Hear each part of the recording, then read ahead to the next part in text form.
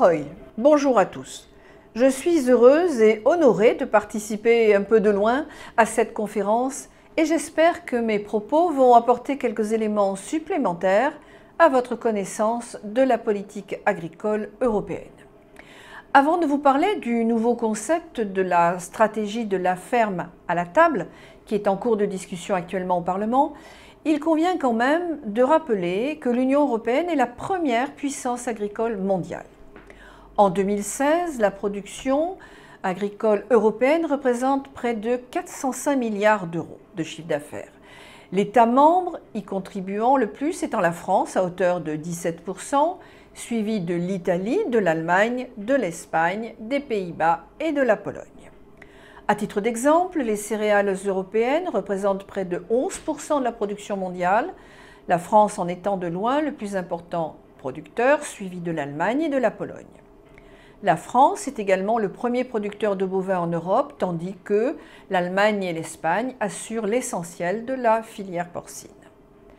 Concernant les exportations, l'Union européenne est le premier exportateur mondial de produits agricoles, à hauteur de 140 milliards d'euros en 2018, générant ainsi un excédent commercial de 22 milliards en raison de très nombreux traités de libre-échange. Il s'agit surtout des boissons, vins et alcools pour 25 milliards, suivis par le lait, les produits laitiers, les préparations à base de céréales, respectivement à hauteur de 11 et 10 milliards d'euros.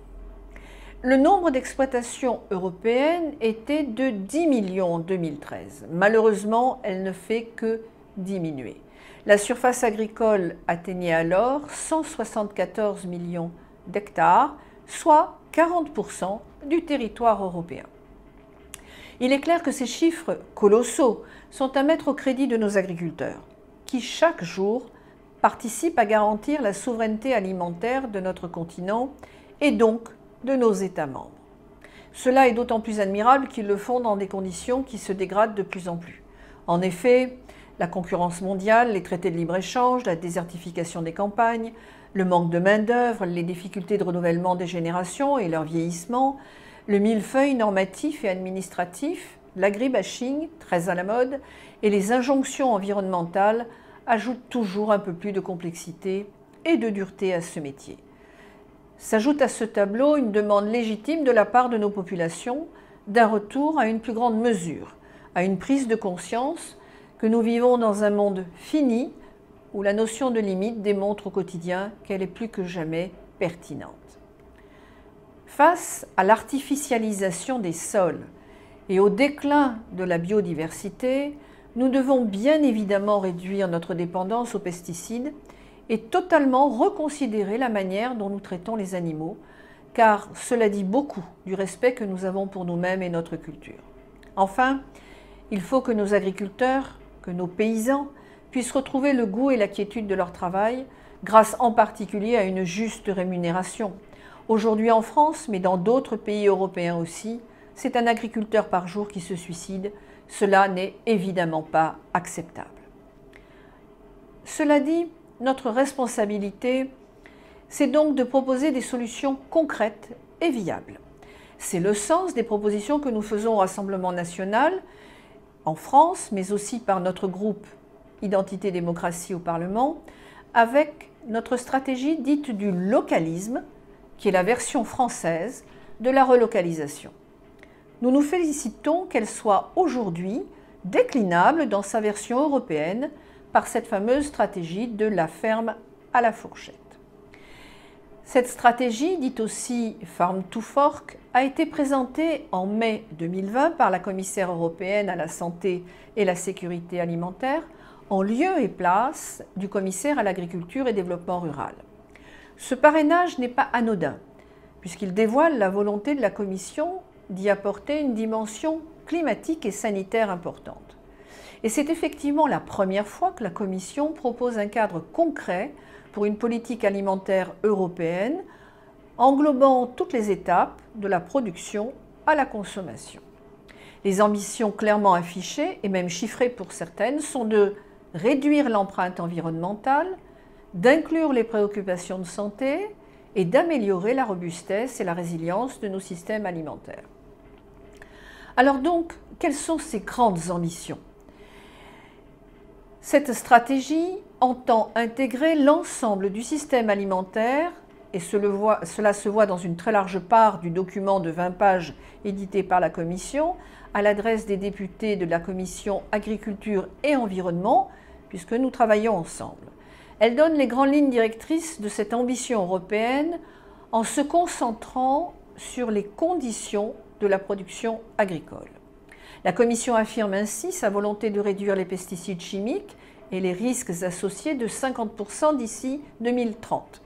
Il existe d'ailleurs un indicateur qui a prouvé que le risque découlant de l'utilisation des pesticides a baissé de 20% au cours des 5 dernières années. Pour atteindre cet objectif, la Commission va réviser la directive relative à l'utilisation durable des pesticides, va améliorer les dispositions relatives à la lutte intégrée contre les ennemis des cultures et veillera à promouvoir une utilisation accrue de solutions de lutte non chimiques.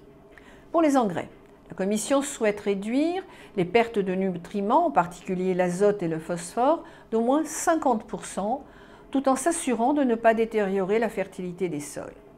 L'utilisation d'engrais chimiques devra baisser d'au moins 20% d'ici 2030. La même Commission compte sur les États membres pour établir avec eux un plan d'action sur la gestion intégrée des nutriments et pour étendre l'application des techniques de fertilisation de précision associées à un meilleur recyclage des déchets organiques en engrais renouvelables. Elle souhaite également renforcer le bien-être animal et lutter contre l'antibiorésistance, notamment en réduisant de 50% les ventes d'antibiotiques pour les animaux d'élevage et l'aquaculture, et cela d'ici 2030. Pour faciliter la mise sur le marché d'additifs pour l'alimentation animale durable et innovante, il lui faudra revoir les règles de l'Union pour réduire la dépendance à certaines matières premières destinées à l'alimentation animale en favorisant des protéines végétales cultivées dans l'Union et des matières premières pour aliments d'animaux de substitution comme les insectes ou les algues ou issus de sous-produits de la bioéconomie comme les déchets de poissons. La Commission compte prendre donc des mesures pour faciliter l'inscription au catalogue aussi nécessaire de nouvelles variétés de semences. Cela est fondamental, y compris celles destinées à l'agriculture biologique. Et pour en faciliter l'accès au marché des variétés traditionnelles plus adaptées aux terroirs locaux. Notons que dans ce même paragraphe, la Commission évoque aussi de manière assez vague, pour ne pas inquiéter ou déclencher l'inquiétude des anti-OGM, le lancement d'une étude pour mesurer le potentiel de nouvelles techniques de génomique pour améliorer la durabilité des chaînes de valeurs alimentaires. Elle complète aussi son propos en s'engageant à soutenir le développement de l'agriculture biologique à hauteur de 25% des terres agricoles en agriculture de ce type d'ici 2030. Sur le volet alimentation, la Commission propose de mettre en place, à terme, un étiquetage nutritionnel harmonisé, obligatoire, incluant des informations sur les aspects climatiques, environnementaux et sociaux de chacun des produits alimentaires. Elle propose que les États membres puissent utiliser leurs outils fiscaux, en particulier la TVA, pour donner un avantage compétitif aux producteurs et aux produits biologiques.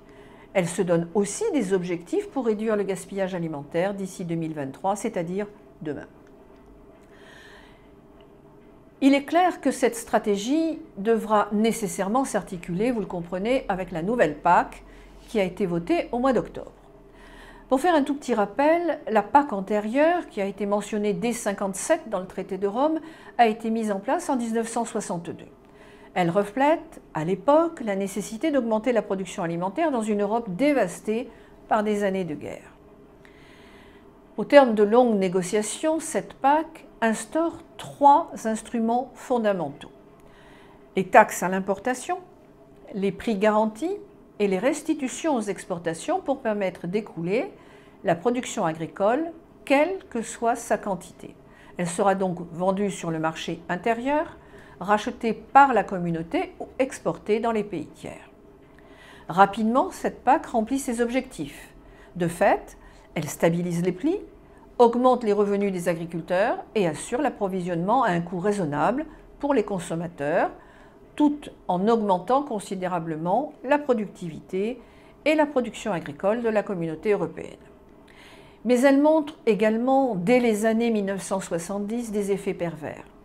L'explosion des coûts de gestion, de la surproduction, une négociation du rabais britannique, des reproches de concurrence déloyale de la part de pays tiers et bien évidemment, comme on le voit aujourd'hui, des effets néfastes sur l'environnement.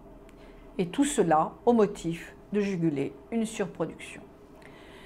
Dès lors, les Européens mettent alors progressivement en place plusieurs mesures, les fameux quotas, les quotas laitiers, des primes à la diversification, le gel des terres ou au développement rural, mais surtout le découplage des aides aux producteurs en remplaçant les prix garantis par des aides directes non liées à la production. Une première réforme en 2013 a donné plus de flexibilité aux États dans l'orientation des aides aux agriculteurs avec un système d'aide à l'hectare dans des enveloppes nationales et régionales. Elle a fait aussi parallèlement l'objet d'un verdissement puisque 30% des aides directes étaient dès cette période liées au respect de pratiques agroalimentaires. Qu'est-ce que la PAC, votée en octobre, va apporter de plus? Eh bien, cette nouvelle mouture entend agir davantage sur l'environnement en soutenant les mesures qui lui sont favorables et en sanctionnant les infractions. Elle rentrera en vigueur en 2023.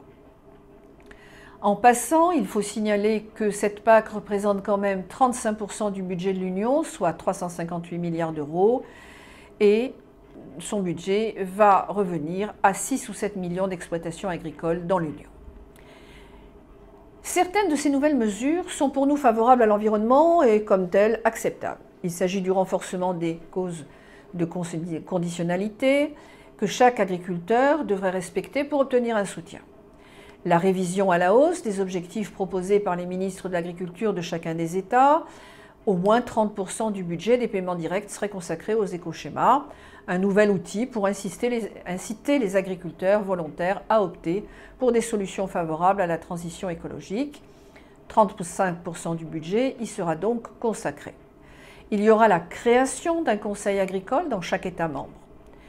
Chaque État étant invité à réserver au moins 30% des fonds de l'UE qui lui sont octroyés pour aider les agriculteurs à lutter contre le changement climatique, à gérer de meilleure manière les ressources naturelles et protéger la biodiversité. Il s'agit notamment pour les aider à aménager 10% de leurs terres pour cette fameuse biodiversité en implantant par exemple des haies, des arbres non fruitiers ou des mares.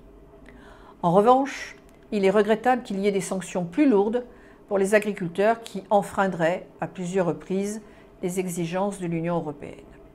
Il faut dire aussi que cette PAC subit les critiques des ONG environnementales si l'on en juge par le communiqué du collectif d'agriculteurs pour une autre PAC, membre du groupe Good Food Good Farming, qui réunit près de 400 ONG et qui indique qu'il juge irresponsable de cautionner une PAC qui, au motif qu'elle ferait un petit pas en avant par rapport à aujourd'hui, reste très en deçà de ce dont nous avons besoin pour relever les défis de la décennie. Cette nouvelle PAC déplaît largement aux tenants de l'environnementalisme institutionnel. Et cela pour 3 raisons.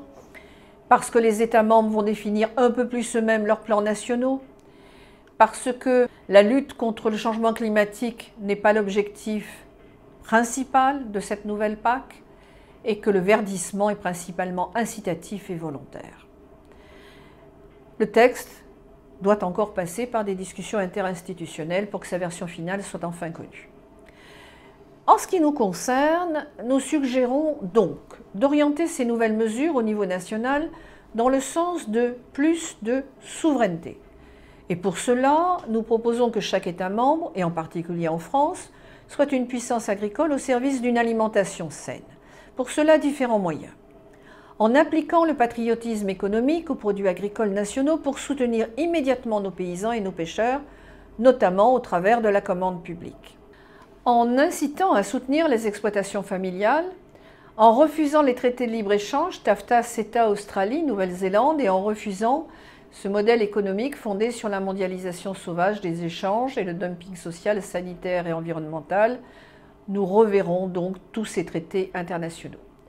En développant les circuits courts de la production à la consommation, en réorganisant les filières avec les outils du localisme, à savoir articuler le dynamisme agricole des territoires avec la demande en consommation, diversifier l'offre et la production agricole pour correspondre aux besoins locaux, générer une logistique de proximité, employer de la main-d'œuvre locale bien rémunérée, respecter les territoires et les savoir-faire, renforcer la formation et promouvoir la paysannerie de proximité, installer une culture du respect de l'animal, en particulier en refusant les méthodes d'abattage rituel. En simplifiant le quotidien des agriculteurs, en stoppant l'explosion des normes administratives et en encourageant l'installation des jeunes agriculteurs par le biais de défiscalisation durant les premières années. En défendant la qualité, afin de lutter contre la concurrence déloyale, il faudra interdire l'importation des produits agricoles et alimentaires qui ne respectent pas les normes de production françaises ou nationales en matière de sécurité sanitaire, de bien-être animal, d'environnement. Il faudra imposer la traçabilité totale à l'origine géographique et du lieu de transformation sur l'étiquette afin de garantir la transparence et l'information complète des consommateurs.